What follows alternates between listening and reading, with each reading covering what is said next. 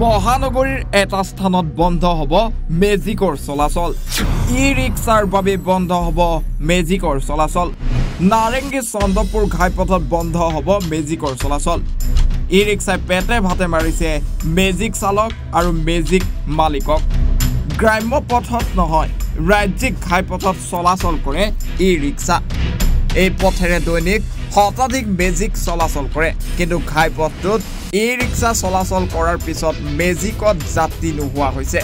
যাৰ বাবে এখন মেজিকে দিনটোত প্ৰায় 250 টকাৰ পৰা 300 টকাহে উপাৰ্জন কৰে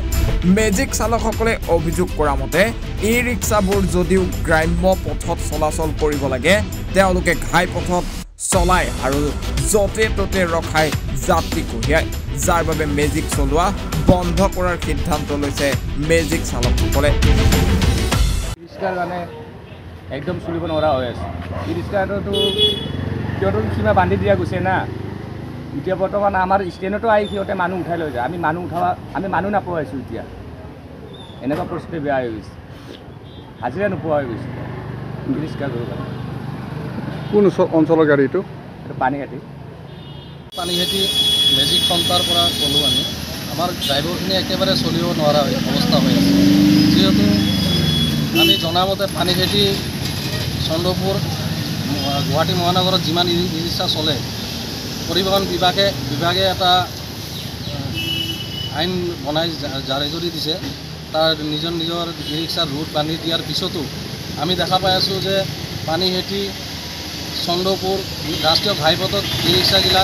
চলিবলৈ আৰম্ভ কৰিছে তাৰ ফলত মেজিকত আমাৰ মেজিকগিলা যে চলে কোনো পেচেঞ্জাৰ নাপায় মাজ বাটতে ঘূৰাই ই ৰিক্সা উঠাই যায় আৰু আমি দেখা পাই আছোঁ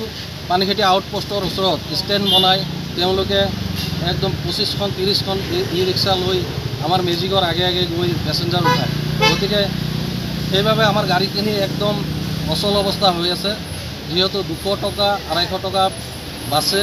ড্ৰাইভাৰে ল'ব না মালিকে ল'ব সেইবাবে ড্ৰাইভাৰে ল'ব না আমি গাড়ীৰ কিস্তি মাৰি সেইবাবে আমি পৰিবহণ বিভাগক অনুৰোধ জনাইছোঁ যে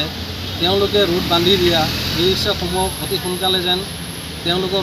ৰুটত চলাবলৈ ব্যৱস্থা কৰি দিয়ে এই প্ৰশাসনৰ ওচৰত আমাৰ অনুৰোধ এইগুলো মানে সমস্যা ড্ৰাইভাৰৰ বহুত হৈ আছে মেইন আপোনাৰ ইয়াৰ পৰা যাব লাগিলে নাৰেঙ্গী আমাৰ 60 টকাৰ তেল লাগে প্লাছ আমাৰ মানুহ নাপায় ৰাস্তাৰ এনে বেটাৰী ৰিক্সাগিলা ঘূৰাই কেনে আপোনাৰ মানুহ লৈ যায় আমাৰ গাড়ীগিলা খালি যাব লাগে বুঝলে গ'লে মালিকে ড্ৰাইভাৰক প্ৰেছাৰ দি থাকে 300 টকা 250 টকা পাওঁ সেইকাৰণে থানাতো গ'লোঁ আমি বহুতবাৰ জনালোঁ থানাৰ মানে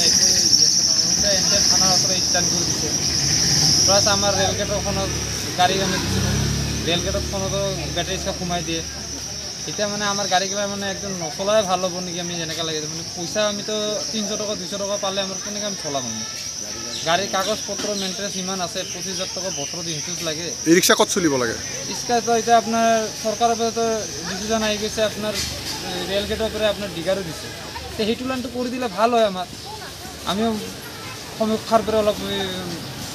ওলাই যাব পাৰোঁ আমি এটা ক'ত চলি আছে ই ৰিক্সা এতিয়াতো আপোনাৰ কালি আমি থানাত গ'লোঁ নুনমাটি ছাৰৰ লগ দিলোঁ ছাৰে ক'ল দ্বিতীয় তাতে যাব কাৰণে এতিয়া দ্বিতীয় তাতে যাব লাগিলে আমি আজি যাম বুলি ভাবি আছিলোঁ এতিয়া দ্বিতীয় বা কি কৰে বা দ্বিতীয় বোলে এনেকৈ জনাইছে আপোনাৰ ৰিক্সাগিলাক জনাই কেনে গৈছে যে ৰাস্তাটো দিব নোৱাৰে নটিছ দিছে বোলে ছাৰে কৈছে ছাৰে এতিয়া কৈছে দ্বিতীয়ত যাবৰ কাৰণে দ্বিতীয়লৈ লগ ধৰি কিনে কি ক'ব এতিয়া পানীখাটি থানা আমাৰতো বহুতবাৰ গৈছোঁ পানীখাটি থানা আমাৰ একো খবৰ এতিয়া আমি 1 তাৰিখে যাম দ্বিতীয় ছাৰৰ তাতে দ্বিতীয় ছাৰে যদি নামানে যদি আমি 1 তাৰিখে গাড়ীবিলাক বন্ধ কৰিম চন্দ্ৰপুৰৰ গাড়ী আৰু পানীখাটি গাড়ী আমাৰ বন্ধ থাকিব কিমান দিনৰ কাৰণে আমি এতিয়া আলোচনা কৰি আছোঁ এতিয়া চন্দ্ৰপুৰৰ মালিকবিলাক কি কয় আমাৰ মালিকবিলাক কি কয় পানীখাটি দুটা গাড়ী চলোৱা আপোনাৰ 200 টকা 250 টকা হাজিৰা পাওঁ ৰিক্সা আজি দি যায় মানুহ উঠাই লৈ যায় লৈ গ'লে আকৌ ৰেলগেটত ভেটা মাৰি ধৰে মাৰিব খোজে সিহঁতে মানে কিবা ক'লে সিহঁতে কয় আমাৰো লাইন আছে এই বজাৰ দিনে ইয়াতে লাইন পাতি দিয়ে 10খনমান লাইন পাতি দিয়ে আমি news desk report any Bharat 24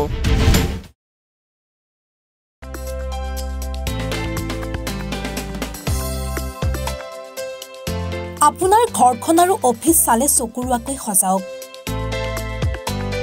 আজি আহক সকলো ধৰণৰ অত্যাধুনিক ফাৰ্নিচাৰৰ বাবে সিটি ফাৰ্নিচাৰ 6 মাইল গুৱাহাটী আমাৰ ঠিকনা 6 মাইল পাঞ্জাবাৰী ৰোড পুৰবিদাৰীৰ সন্মুখত গুৱাহাটী আমাৰ যোগাযোগ নম্বৰ 9435013969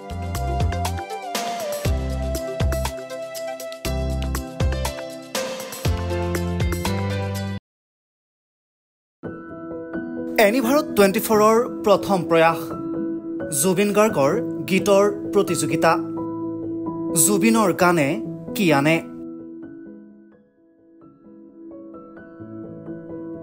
অডিশ্যনৰ বাবে যোগাযোগ কৰক